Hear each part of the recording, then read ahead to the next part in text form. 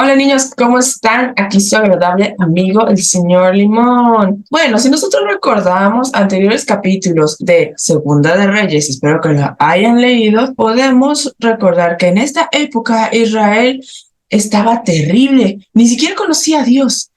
Esa es una historia de origen brutal. Manasés había llenado de sangre a Jerusalén y Amón era conocido por ser un hombre aborrecible ante Jehová. La maldad parecía perturbarse generación a generación y solo era cuestión de tiempo para que Dios dijera de una vez por todas: no quiero perdonar, porque aunque sea difícil de creer, fue lo que sucedió.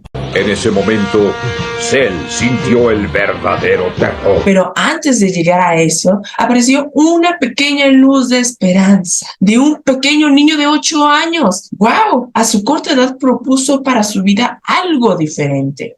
Por eso decidí titular Un pequeño rey. Así que vamos abriendo nuestra Biblia en 2 de Reyes, capítulo 22, versículo 1 al 2, el cual dice, así que vamos al pasaje de 2 de Reyes, capítulo 22, versículo del 1 al 2. Cuando Josías comenzó a reinar, era de 8 años y reinó en Jerusalén 31 años. El nombre de su madre fue Idida, hija de Adaía, de Boscas, e hizo lo recto en ojos de Jehová y anduvo en todo el camino de David, su padre, sin apartarse a diestra ni a siniestra. Miren cómo, siendo tan solo un niño de 8 años, conocía la gran historia del rey David y que al seguir su ejemplo podría agradar a Dios. Inteligente, ¿no? ¿Qué fue lo que hizo tener semejante visión de este niño, de este joven? Por 55 años reinó su abuelo Manasés, y solo hasta ya viejo fue cuando recapacitó, aunque ya era muy tarde, la verdad. Pero Josías fue más visionario, tuvo la mente más abierta, y lo único que pudo decir es: grande eres, Señor, tú eres el que revelas todas las cosas misteriosas a los sabios y entendidos, y se los revelas a todos tus hijos. Es bellísimo. Además de todo, este rey Josías, siglos antes, un profeta habló inspirado en Dios diciendo, esto está en 1 de Reyes 13:2, que dice, y clamó contra el altar por palabra de Jehová y dijo, altar, altar, así ha dicho Jehová, he aquí que a la casa de David nacerá un hijo llamado Josías, el cual sacrificará sobre ti a los sacerdotes de los altos que queman sobre ti perfumes, y sobre ti quemarán huesos de hombres. Este niño sería el encargado de cumplir la profecía de Dios, pero para ello tenían que pasar varias cosas, pues aunque tenía la visión de agradar a Dios, necesitaba alimentarse de lo que faltaba mucho en esos días, que era la palabra de Dios, la cual estaba oculta, y hasta que tuvo 18 años decidió arreglar el templo. Han pasado 84 años. Y encargó la tarea al sacerdote Hilcías. Dios no hace nada al azar, y por su providencia pasó lo siguiente, que lo vamos a ver en 2 de Reyes 22, versículo 8. Entonces dijo el sumo sacerdote Hilcías a Saftán, escriba, el libro de la ley he hallado en la casa de Jehová.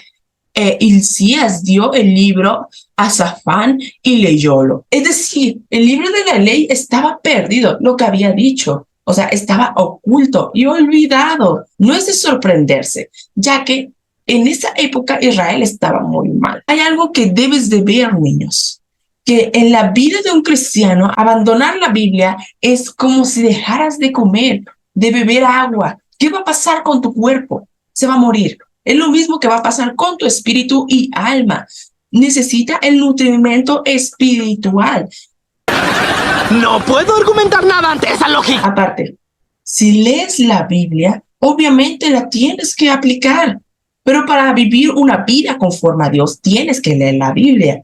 Así que no puedes separar una cosa de la otra. Todo está muy bien complementado. A continuación, cuando se halló la Biblia, o lo que se representa mejor en la Biblia como el Torá, en 2 de Reyes 22, del versículo 10 al 11. Asimismo, Saftán, escriba, declaró al rey diciendo, Hilcías, el sacerdote, me ha dado un libro. Y leyólo Saftán delante del rey. Y cuando el rey hubo oído las palabras del libro de la ley, rasgó sus vestidos.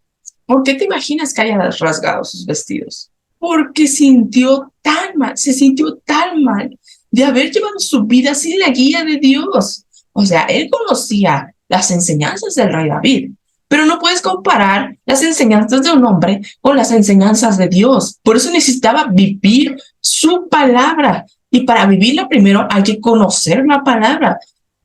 ¿Se dan cuenta, niños? Que un buen comportamiento, como lo habíamos dicho, tiene que estar arraigada a la palabra de Dios. No puedes vivir sin ella. ¿Y después de esto qué pasó? Pues obviamente sigue el arrepentimiento.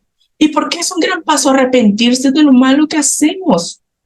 Pues mira, eso significa que tu vida está siendo poco a poco transformada. Y lo podemos ver en 2 de Reyes 22, del versículo 12 al 13, que dice: luego mandó el rey a Hilcías, el sacerdote, y a Hicam, hijo de Saftán, y a Achbor, hijo de Caía, y a Saftán, escriba, y a Asaías, siervo del rey, diciendo: id y preguntad a Jehová por mí, y por el pueblo, y por todo Judá, acerca de las palabras de este libro que se ha hallado, porque grande ira de Jehová es la que ha sido encendida contra nosotros, por cuanto nosotros padres no escucharon las palabras de este libro, para hacer conforme a todo lo que nos fue escrito. ¿Ven lo que les digo, niños? Arrepentirse es el gran paso, porque corroboramos con la palabra de Dios en lo que hemos fallado. Tenemos que arreglar nuestros errores. Por eso es importante conocer la palabra de Dios y estar tranquilo con Él.